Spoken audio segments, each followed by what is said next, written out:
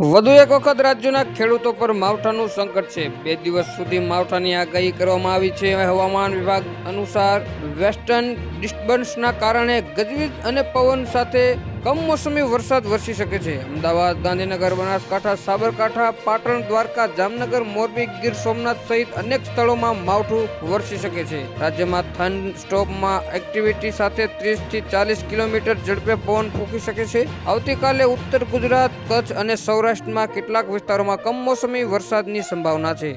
પાટણ, બનાસકાંઠા, અરવલ્લી, મહીસાગર, સાબરકાંઠા, દાહોદ, મહેસાણા, ભાવનગર, અમરેલી અને કચ્છમાં માવઠાની આગાહી હવામાન વિભાગ દ્વારા કરવામાં આવી છે। સૌરાષ્ટ્ર, કચ્છ કમોસમી વરસાદ વરસી શકે છે। ઉત્તર ગુજરાતના કેટલાક જિલ્લામાં માવઠાની શક્યતા છે।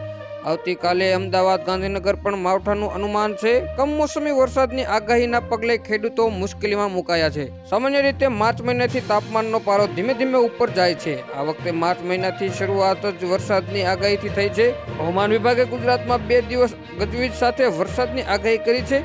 આ કમોસમી વરસાદે રાજ્યના ખેડૂતોને ચિંતા વધારી દીધી છે। હવામાન વિભાગે શનિવારે વરસાદની આગાહી કરી છે। ગજવીજ સાથે માવઠાની આગાહી છે। ઉત્તર ગુજરાતના તમામ જિલ્લાઓમાં માવઠું થશે।